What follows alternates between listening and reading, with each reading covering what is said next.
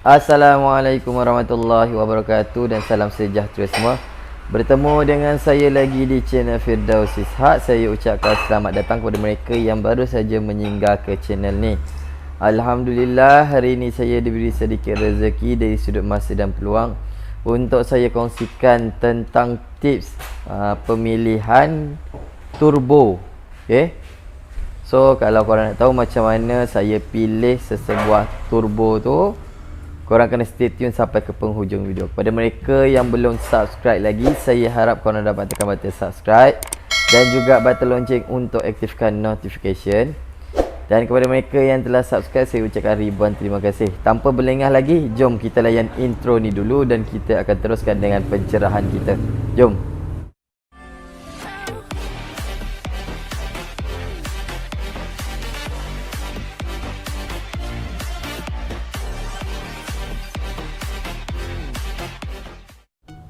Untuk video kali ni kita ada sebiji tebu ini tebu tebu yang dah rosak lah.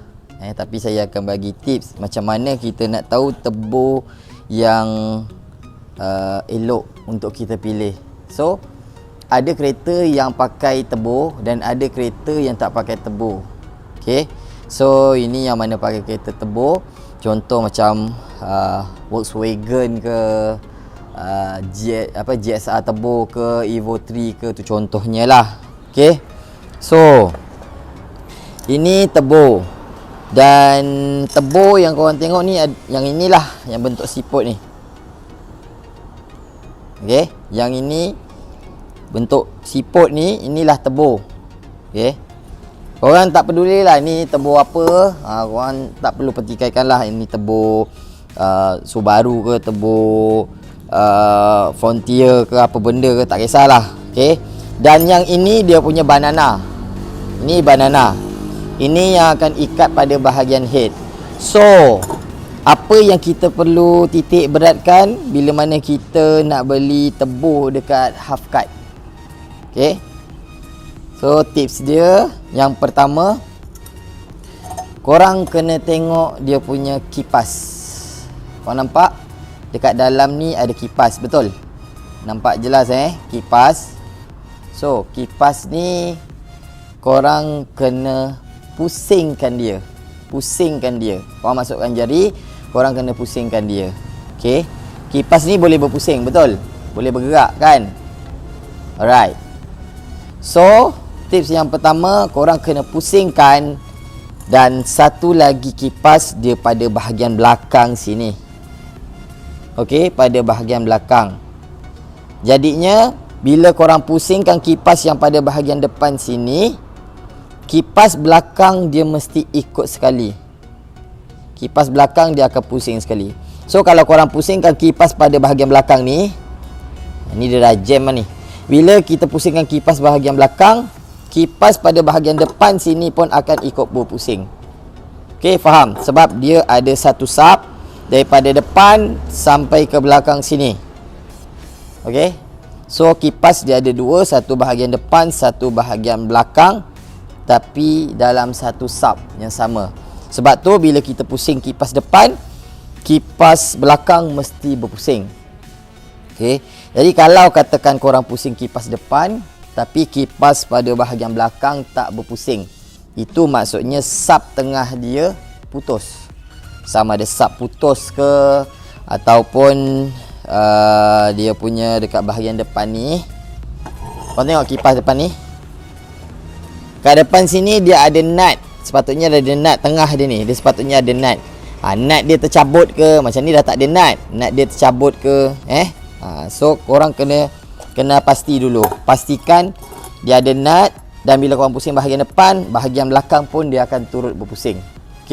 Itu tips yang pertama. Tips yang kedua, dengan kipas ni juga, dengan kipas ni juga korang pastikan dia tak bergoyang sampai tahap begini. Nampak goyang dia? Jangan sampai bergoyang teruk. Dia ada free play tapi terlampau sikit. Kalau nak gerakkan tu sikit sangat. Rasa sikit je. Yang ini memang memang problem lah. Kalau macam ni memang teruk. Bila kipas tu bergoyang, dia akan bergeser dengan cover housing tebur ni. Okey. Housing tebur ni. Ataupun dia akan belaga pada bahagian belakang ni lah. Okey. Jadi korang kena pastikan kipas tu tak terlampau bergoyang teruk. Dia mesti ada free play tapi terlampau sikit. Okey. Kalau macam ni korang pun boleh nampak dah lah pusing belah depan, belakang tak bergerak. Lepas tu dengan bergoyangnya lagi. Alright. So kat situ dah ada 2. Yang ketiga.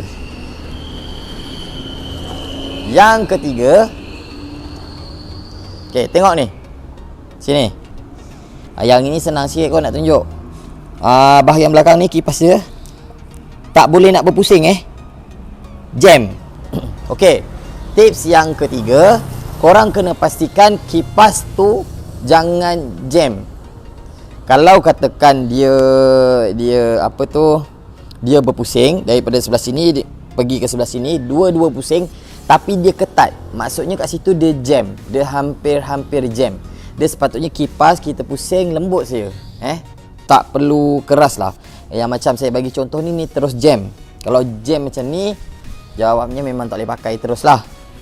Okay. So kat sini dah ada 3 lagi selain tu juga. Dan yang keempat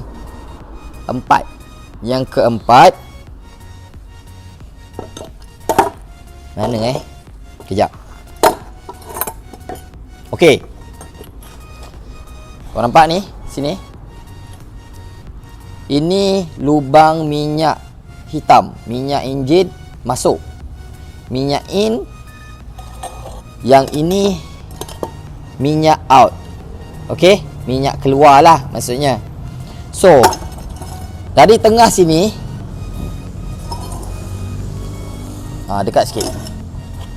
Dari tengah sini, sini masuk, sini minyak keluar, minyak enjin keluar. So korang kena pastikan betul-betul minyak tu tak akan pergi ke bahagian exhaust, ke sini, ke bahagian exhaust, ataupun dia pergi ke bahagian depan. Okey, jangan dia pergi ke bahagian depan. Kesannya kalau kata dia pergi ke exhaust ataupun ke depan, kalau dia pergi ke exhaust, dekat sini akan berminyak. Kat dalam ni akan berminyak. Minyak enjin lah. Dan bila minyak enjin keluar dekat sini, exhaust korang akan berasap macam apa cakap tu? Macam tembak nyamuk, macam fogging memang banyak. Itu maksudnya minyak enjin terbakar kat sini. So dia akan keluar memang banyak sangat. Dan bila korang ganti tebur yang lain, korang ganti tebur yang baru sekalipun, korang pasang, dia akan berasap juga. Sebab apa? Sebab dalam sistem exhaust korang tu mengandungi minyak. Dia nak kena betul-betul dalam sistem exhaust, piping tu semua kena bersih. Barulah sampai betul-betul minyak hitam tu kering, barulah tak ada asap tu balik. Ni kalau kata korang dah tukar tebur yang elok. So itu untuk bahagian belakang. Kalau yang bahagian depan pula, bahagian sini, kalau bahagian sini, dia akan pergi keluar ke bahagian masuk ke throttle body. Okay, so dia keluar sini, dia pergi ke intercooler, dia pergi ke throttle body. So throttle body dengan intercooler akan basah minyak enjin. Okay, itu antara simptom problem tebur yang perlu korang pastikan. So macam saya ingatkan, first korang kena tengok kipas tu sama ada sub dia putus ataupun tak. Dia bila kita pusing depan, belakang mesti berpusing. Yang kedua, jangan ada terlampau banyak clearance, sama ada depan ataupun belakang, jangan ada terlampau banyak, sebab nanti dia akan makan pada bahagian housing. Yang ketiga, pastikan kipas tu tak jam. Dan yang keempat, pastikan depan dan belakang tak ada minyak. Okey? Faham? Alright. Alhamdulillah, selesai sudah penjarahan tentang tips pemilihan turbo. So secara ringkasnya saya terangkan lagi sekali tips dia. First, korang kena tengok dia punya bilah kipas tu. Bila korang pusing bilah yang satu side dan yang lagi satu mesti pusing sama. Arah yang sama, pusingan yang sama. Tu yang pertama. Yang kedua, mestilah free play. Jangan terlalu banyak, sebab kalau banyak dia akan bergeser dengan casing ataupun rumah turbo tu. Dan yang ketiga, pusingan bilah tu, bila korang pusing satu side, satu lagi mesti pusing. Tapi kalau kata dia tak pusing, maksudnya sub dia tu putus. Okay, sub tu putus. Dan yang terakhir saya terangkan adalah berkaitan dengan leaking. Okay, dia boleh leaking minyak, sama ada dekat bahagian bilah depan ataupun bilah bahagian belakang. So kalau leaking tu memang turbo tu korang tolak tepi je lah. Okay. So keempat-empat ni korang kena tengok. Kalau ada simptom empat-empat ni, korang tak payah belilah turbo tu. Okay. So kepada mereka yang belum subscribe lagi, saya harap korang dapat tekan button subscribe dan juga button lonceng untuk aktifkan notification. Dan kepada mereka yang telah subscribe, saya ucapkan ribuan terima kasih. Jangan lupa untuk like dan juga komen di ruang bawah untuk penambahbaikan diri saya dan juga video akan datang. Share kepada rakan-rakan anda jika korang rasa video ini bermanfaat. Tak rugi pun kita kongsi ilmu sama-sama. Yang baik datangnya daripada Allah Ta'ala, yang buruk datangnya daripada diri saya sendiri. Saya mohon maaf jika ada salah dan silap untuk video kali ini. Bertemu dengan saya lagi untuk next video. Assalamualaikum.